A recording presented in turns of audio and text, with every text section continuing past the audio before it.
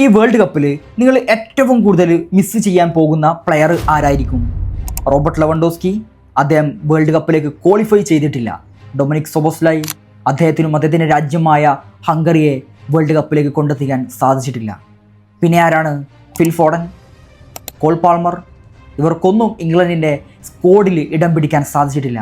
ഇവരൊന്നും അല്ലെങ്കിൽ പിന്നെ ആരാണ്? റോഡ്രിഗോ, അദ്ദേഹത്തിന് പരിക്കിനാൽ ബ്രസീൽ ടീമിലേക്ക് എത്താൻ സാധിച്ചിട്ടില്ല. പിന്നെ ആരാണ്?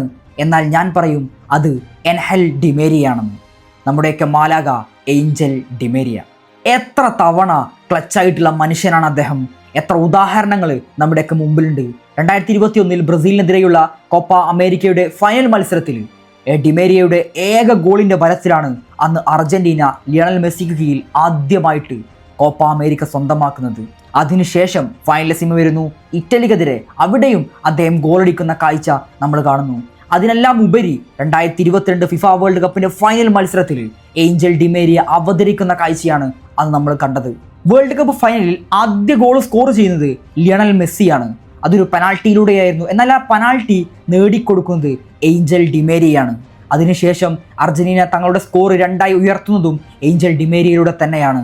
അദ്ദേഹം 64-ാം മിനിറ്റിൽ തിരികെ കയറുമ്പോൾ 2 ഗോളിനാണ് അന്ന് അർജന്റീന മുന്നിട്ട് നിൽക്കുന്നുണ്ടായിരുന്നത്. അദ്ദേഹം സബ്സ്റ്റിറ്റ്യൂട്ട് ആയതിനു ശേഷം പിന്നീട് ഫ്രാൻസ് തിരിച്ചു വരുന്നൊരു കാഴ്ചയായിരുന്നു അന്ന് ലുസൈൽ സ്റ്റേഡിയം സാക്ഷ്യം വഹിച്ചിരുന്നത്.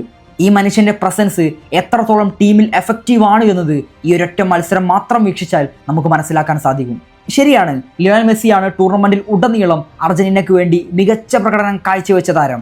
എന്നാൽ നിർണായക സമയത്ത് ഫൈനൽ പോലത്തെ മാച്ചുകളിൽ അവിടെയൊക്കെ ഒരു ക്ലച്ച് മൂവ്മെൻറ്റ് നടത്തുക, ഗോളടിക്കുക, ടീമിനെ വിജയിപ്പിക്കുക എന്നൊക്കെ പറയുന്നത് അത് ഡിമേരിയക്ക് മാത്രം സാധ്യമായ ഒരു കാര്യമാണ്.